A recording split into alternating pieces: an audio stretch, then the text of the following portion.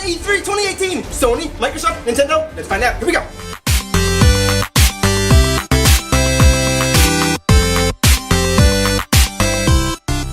Hey guys, welcome back to another episode of Wormys Playhouse, and it's that time of year, summertime, when E3 rolls around. So E3 2018 just happened this weekend. It spanned over a few days. A lot has happened. There were a lot of highs and unfortunately a lot of lows. Overall, this E3 conference was a little lackluster. Again, we got a lot of great games. The games they did announce were fantastic, but then there was just a lot of lows and just mixed emotion throughout. So what we want to know is, well, who won E3 overall? Was it Sony, Microsoft, Nintendo, or one of the other third-party developers? Well, we all won because we all got great games. You know, not one conference really did that much better than the other. They all announced great games and was just mediocre overall. So more games the better for us all. So we all won, except EA. I think we can all agree that EA lost E3. Unfortunately, if you enjoy those type of games, well, you know what? Then it's a win for you if you enjoy them. But sadly, well, yeah, EA kind of lost. So let's get right into all the conferences. So first off, we'll start with Microsoft. Overall, the conference was actually pretty good. It was really well. It was kind of fun and engaging.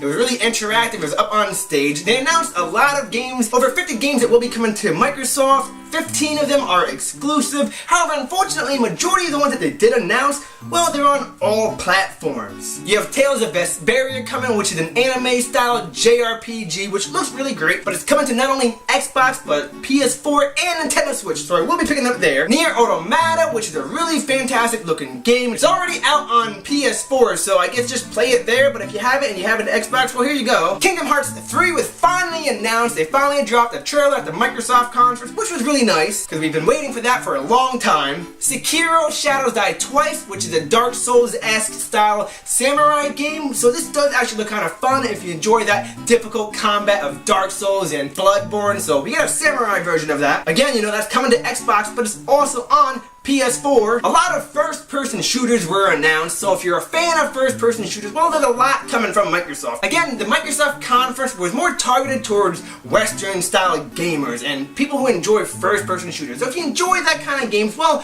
there's a lot of games coming for you. For me, ultimately, I'm not really into the first-person shooter games or the big AAA games. A lot of them are very generic and unoriginal. That's just my opinion. I like really engaging stories, you know, in-depth battle, combat systems, and a lot of 16-bit style games as well. That's just my preference in video games. So again, you know, there's highs and lows for everything. But there is one exclusive that was announced that I'm really excited for, which is Tunic. This is a Zelda clone, and you know me, I enjoy my Zelda games and I love my Zelda clones. So Tunic is a Microsoft Xbox exclusive, but it is on PC, which is Microsoft, so I might just play it there. So overall, Microsoft, you know, it was a good conference. It had some good games coming, but you know, they're on all platforms, so you know. Then on to Bethesda, which it was actually kind of lame for me personally. They didn't really announce a lot. They announced a few first-person shooters again, and again, you know, I'm not into that. Although they did announce 3 good games. We got Doom 2 coming, the Doom 2 remake, Eternal. This does look really good, so hopefully that'll come to Switch, although as of right now, it's just coming to the other platforms. They announced Fallout 76, which is a prequel to all the Fallout games, so if you enjoy Fallout, well, now you got a prequel storyline game, and it is incorporating online gameplay, so you can finally play your Fallout game online with other players. You can play against them or you can play with them, so that's a huge plus for Fallout fans. New Elder Scrolls games coming from the Skyrim series. I'm not really sure how Skyrim and Elder Scrolls works. You know, let me know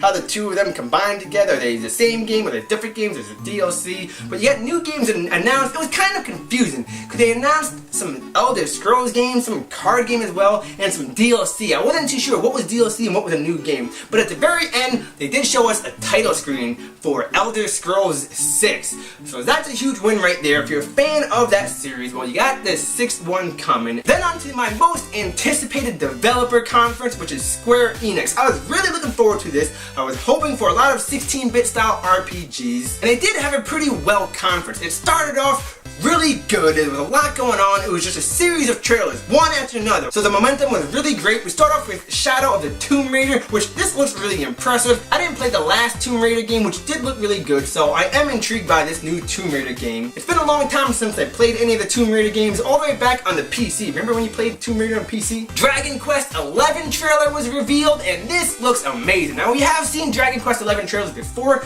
but this trailer really knocked it out of the park. It really brought it home. This looks phenomenal. All the art style and graphics looks great. The combat system looks fantastic, so I'm really excited for this. This trailer really sold the game for me. However, the most disappointing part is that they did not reveal a Switch release date. Dragon Quest XI was announced for Nintendo Switch before the Switch was even out.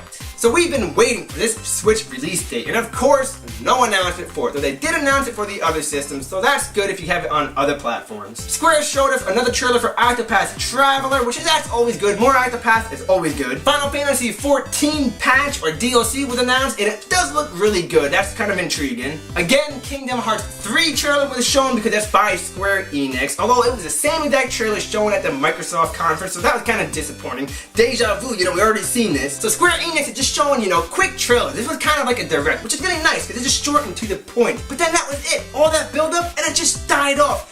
Nothing else was announced, no other big RPGs or JRPGs or just more 16-bit style of games. Square has always been known for their great RPGs. And well, yeah, we got Dragon Quest XI, we got Tomb Raider coming, but nothing really that really sparked my interest. A lot of us Square Enix fans were kind of disappointed by it, but again, there's some highs and some lows. Gotta take the good with the bad. But most disappointingly, there was no Dragon Quest Builders 2 announcement because we have seen some gameplay footage of that, but nothing in the E3 conference, so that was disappointing.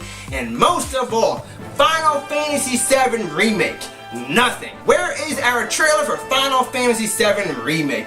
They've announced this years ago. We've been waiting to hear anything, and we've got nothing. Come on, Square. That was a huge letdown. Square, you're letting me down.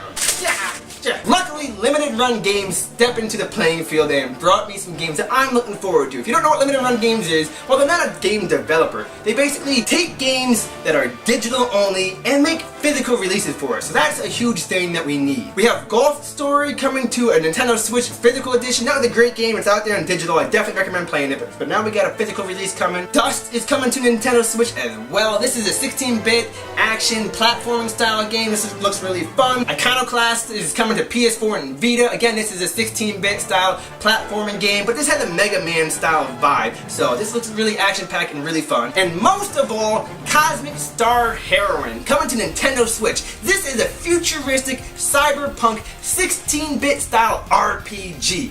Where has this game been all my life? Apparently this is out on another platform a couple years ago, and now Limited Run Games is bringing it over to Nintendo Switch, both digital and physical.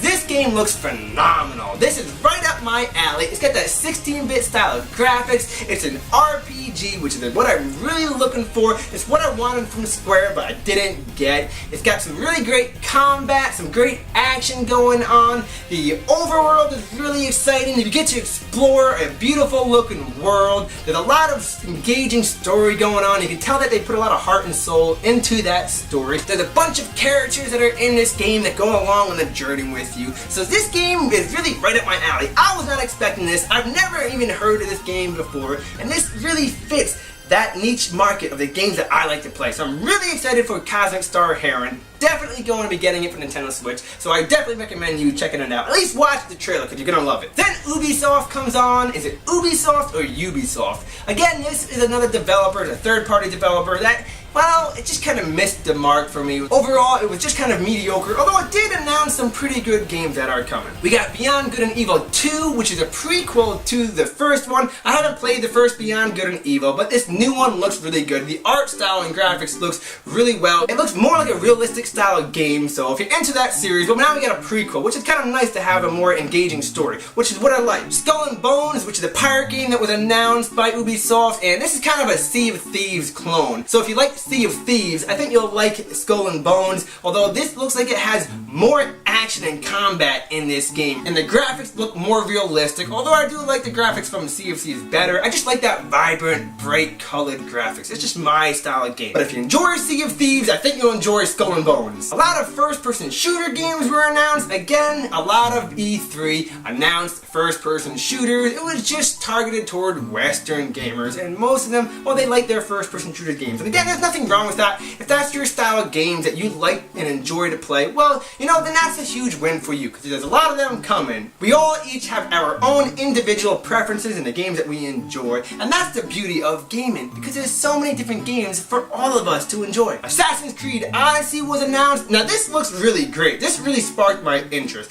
I didn't play the last Assassin's Creed game. Apparently that was an open world style, but I guess it didn't really sell that well. And I know the Assassin's Creed games has gotten kind of dried and played out. There's so many in this series, and it's kind of dwindled down over time. But this new Assassin's Creed Odyssey, I know Odyssey, Mario Odyssey, come on. But it looks really engaging. The art style is beautiful. The story looks really in depth. You get to play as two different characters, either male or female. So apparently they improved a lot of the gameplay mechanics in this new Assassin's Creed game. So this is looking really great. So definitely gonna check that out. And Ubisoft, well, they've been teaming up with Nintendo lately. You know, so that's a good thing. You know, say what you want about Ubisoft. You know, I guess their motto is Ubisoft. At least we're not EA. But they did announce 2 games for Nintendo. We got Mario plus Rabbids, the Donkey Kong DLC, though I thought this DLC was already released. I did play Mario plus Rabbids. It's a great strategy RPG. I know, Mario, a strategy RPG. Who knew? And I thought the DLC was already out, but apparently it's not. It's coming soon, so well, here we go. They did show a lot of gameplay from it, so it does look really great. So I am kind of excited for that, because it was a great game. And then Ubisoft showed some game Starlink. This is a new franchise game.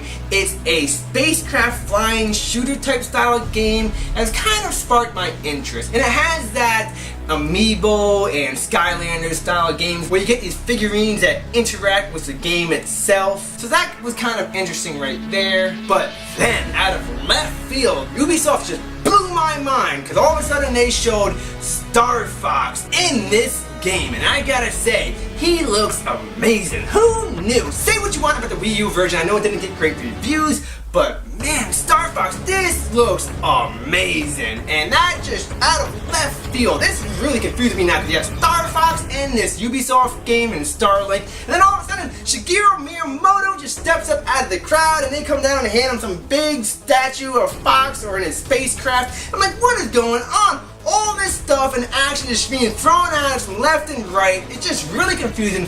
I don't know what's going on. My mind is just blown at this point. So you know what? You know, Ubisoft did have some highs, so that's something to look forward to. Then we get the PC Gaming Conference, and I don't really have much to say about this, because the games that they showed, well, they're not really my style of games. They did show a lot, but it ran on for too long. It was over an hour. You know, there was a lot of information that was announced in this. They did give us a lot of info, but I think too much, because I was starting to fall asleep. Again, the games are not really my style, but hey, we got PC Gaming Conferences. That was fun, so you can watch that on YouTube. And then comes in Sony, and I gotta say, for Sony, well, I've got some mixed opinions, because the conference itself was atrocious. That was really bad. It kind of ran on for too long. It was over an hour long, and then they switched venues at the beginning. They started off in one place, and they all of a sudden moved outdoors with this in front of some desk, and I had some really annoying announcers. These guys were just so annoying. You could tell they were not gamers. They were just trying to sell this game to make that money. So the conference itself was a huge letdown, but the games, wow, the games that they showcased were phenomenal, because all the graphics look beautiful, and the stories. These are games with an engaging story, and that's what I want from my video games. I love games with a good story. So we start off with The Last of Us 2, and I gotta say, this looks really great. You're playing as Ellie from the first one. I guess she's grown up a little bit, and you're in this post-apocalyptic style world. It's got kind of a stealth combat system from a third-person point of view, and you sneak up on people and stab them and kill them, so that was kind of cool. So the gameplay does look really great, and the story, again, again looks really in-depth. And then they move on to Ghost of Tsushima, which is an open world style game for samurais. This looks really great. If you enjoyed Breath of the Wild, I think you're gonna love this game, especially if you enjoyed the Sheikah clan part and the Yiga clan of Breath of the Wild, because it has that samurai ninja style game mechanics going on. It just visually looks beautiful. It has these autumn leaves that are floating across the sky,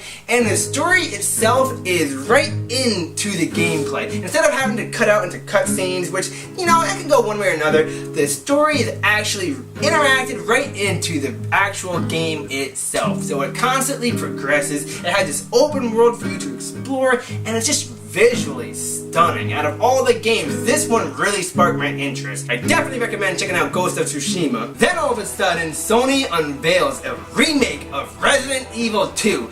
That blew my mind right there, and it looks beautiful. The graphics look fantastic. Resident Evil 2 is arguably the best Resident Evil game in the franchise. Though I haven't played them all, I've only played the first two, so I can't really say too much about it, but this remake absolutely looks phenomenal. The graphics are on point. Then another trailer for Kingdom Hearts 3 was released. However, this is a brand new trailer. Finally, leave it to Sony to showcase a new trailer for Kingdom Hearts 3, and this one really sold me on this game. I was already kind of excited before, but now I'm 100% gonna play this game. It looks fantastic. Just something about the visual graphics from Sony, it just blew my mind. A trailer for Death Stranding was revealed. This is one of those strange, creepy vibe kind of games. It had some weird, strange stuff going on, though the story looks really engaging and in-depth, but weird. And it has this gross toenail being ripped off. Oh, that just really creeped me out. But it has Norman Reedus from Boondock Saints and The Walking Dead in this game. So you know we're all going to play it just for that alone. And the visual graphics, again, Sony is knocking it out of the park with those visual graphics. And then finally, Sony shows us Spider-Man, the new Spider-Man game that was announced like 4 years ago. I don't really like how developers are just showcasing games years in advance. You know, it is what it is. By the time these new trailers get to us, they're kind of just tired of it.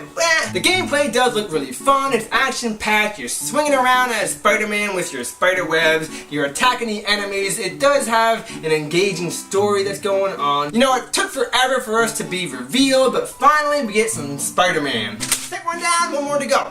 Then on to Nintendo, arguably my favorite E3 conference. Although it had a lot of highs, everything they showcased was amazing, but it had some lows. There were some games that were missing that we want announcements for. But the games that they did showcase, man, they were exciting. So it starts off with Daemon X Machina. Well, you play in a big mech suit, some big mech robot suit, and you get to battle other mechs. And who doesn't want a cool mech game? Then it moved on to the DLC for Xenoblade Chronicles 2, Torna the Golden Country. This looks amazing. This really sparked my interest. If you want to know about all the characters from Xenoblade Chronicles 2, if you want to know more about Jin, Pyra, and Mithra, all the characters, all the history of them, well, this DLC pack is exactly what you're looking for. This really knocked it out for me. Nintendo is taking it home. The story looks really engaging, the graphics look phenomenal. If you played any of the Xenoblade Chronicles games, you know how amazing the story is. So this story-based DLC is gonna have an emotional story that's gonna make you cry. I know it will. If you don't cry from it, well, you get no soul. Then Nintendo finally unveiled the trailer for Fire Emblem, and I've gotta say, wow. Out of all the Nintendo games that they showcased, Fire Emblem was my favorite. That trailer really sold it for me. I've never really played all the Fire Emblem games, but this trailer really took it home for me. This looks phenomenal. The graphics, the story, the combat system, it's all engaging. It's exactly what I'm looking for. It looks amazing. For all us newcomers to the series and fans of the series itself is gonna love this game. We get another trailer for Octopath Traveler, which again, more Octopath is always good. However, they said that there's a new demo for this game that you can download. We already got one demo. I don't know why we need another one, but hey, more Octopath Traveler is always a plus. Hollow Knight was announced for Nintendo Switch. This is a game that's out on other platforms a year or two ago. This is a 16-bit platforming style of game. It's a really fast-paced platforming game, so it's one of those difficult platformers that's gonna be tough but fun. Super Mario Party was announced. Finally, they got away from the number system. If you know Mario Party 10 on the Wii U, well, that wasn't that great. So now we got Super Mario Party. Apparently, they take the best gameplay mechanics from all the Mario Party games and put them into this game, and they really improved on all the game mechanics. And what really looks neat is that you can take multiple switches and lay them down and link them together. You link the screens together and you can play the mini games cross-platform from one switch to another. I don't know how that works, but that's a really cool mechanic for Super Mario Party. We got more Pokemon Let's Go Eevee and Pokemon Let's Go Pikachu, so more Pokemon on Nintendo Switch. Pokemon is a huge seller for Nintendo. Fortnite is on Nintendo Switch. You can download it today, and apparently it has native chat on the Switch itself. You don't have to go through that Nintendo app. You can talk to people online through the actual system. So for all you Fortnite fans out there, it's now on Switch. And any of my friends that have Fortnite and are playing, well, if you want me to play, let me know, and you know, maybe I'll get the game. You never know. Then Nintendo rolled out a series of game trailers, just one game after another, which was really nice. There was a lot of third-party games coming, a lot of indie games that are coming. I like that Nintendo is showcasing the indie games, because somebody's got to stick up for the little guy, and that's Nintendo, showcasing those nindies. And a bunch of first-party exclusives from Nintendo that are coming. A few of them we've already known about, but it's just nice to see them again in this conference so we know what to expect that's upcoming. And then finally, Super Smash Bros. For Nintendo Switch has been unveiled. Absolutely, hands down, looks amazing. We've all been waiting for this game. This game has been entirely rebuilt from the ground up, so it's a brand new game. It takes all the characters from every Smash Brothers into this game. If there's been a character on Super Smash Bros. Before in the past, well, guess what? It's in this game. Over 60 different characters on the Switch version of Smash. Everything has been improved upon. The graphics, full HD, 60 frames per second in dock mode, and HD 60 frames per second in portable mode. That is a win right there. That's what I want in my Smash Brothers games. You got all the characters from all the Smash Brothers franchises. You have all the Mario characters, you got all the Pokemon characters, all the Zelda characters, multiple Links, multiple Zeldas. You got Ice Climbers. Yes, Ice Climbers are back. You have both Bayonetta versions from both games. You have not only Fox, but also Wolf is back. You have Ryu from Street Fighter, Cloud from Final Fantasy. The Splatoon kids are in this game, and that right there alone looks really engaging. There's a lot of a technical combat system going on with the Splatoon kids, so I'm really interested to see how that plays out. You have all the Fire Emblem characters and all their alternate versions, so there's multiple versions of each character, which is really nice. And then a fan favorite from back in the day on Smash, Snake. Snake has been unveiled for Smash Bros. On Switch. That was a huge announcement right there. That blew my mind. You have Shulk from Xenoblade Chronicles back in the game. Unfortunately, you don't have Xenoblade Chronicles 2 characters. I really want Rex or Pyra and Mithra, Nia, any one of them, but you know there's gonna be DLC characters. Every Smash Bros. Games always has DLC characters, so it'll come. Then they unveiled Ridley from the Metroid series. He's the protagonist from Metroid. This is a fan favorite that the fans have been wanting in Smash Bros. For a long time. So you got Ridley, he's now in the game. All the game mechanics have been improved upon. The technical combat system has been improved upon. So this game's a little bit more technical from the Wii U version. So this will be really great for those Smash Brothers competitions. This is going to be a fantastic game. This is Nintendo's big IP for 2018. So the Nintendo E3 conference ran for 42 minutes. In the Smash Brothers section, well, that took up majority of it. A good 25 minutes of the conference was all Smash Brothers. However, all 25 minutes, I was really engaged into it. I'm a big fan of Smash Brothers, so it went by really quick for me, but I can understand a lot of people were disappointed in that. They spent a little bit too much time. They could have knocked it back 5 more minutes and then announced some other games, because again, Nintendo had some low points. There are some games that are missing. Metroid Prime 4. Where's the trailer for Metroid Prime 4? They unveiled the teaser back at last E3, so we were expecting it at this E3.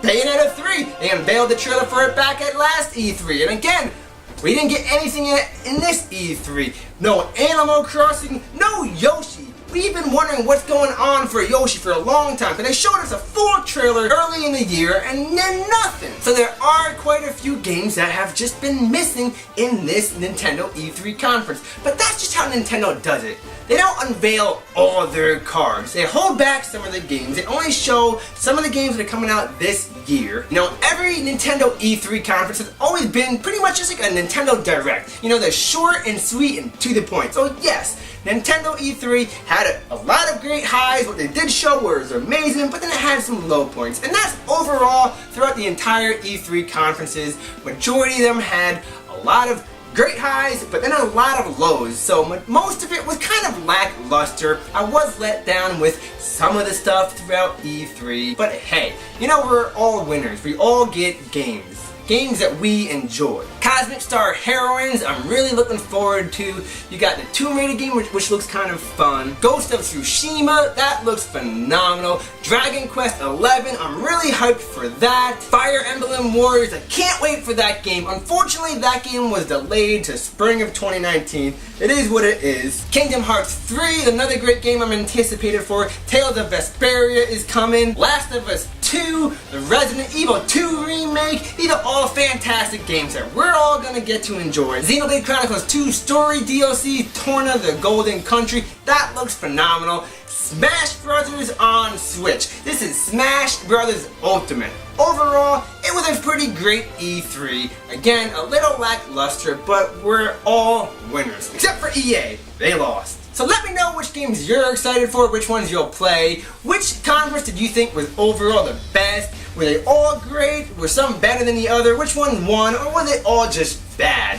Was it just mediocre? Let me know. So thanks for joining us today for another episode of Wormys Playhouse. And please like, comment, and subscribe. And tweet me at Twitter. I'm on Twitter. Thanks for joining us for another episode. We'll see you again. Bye. So many games, not enough time. Gotta play them all.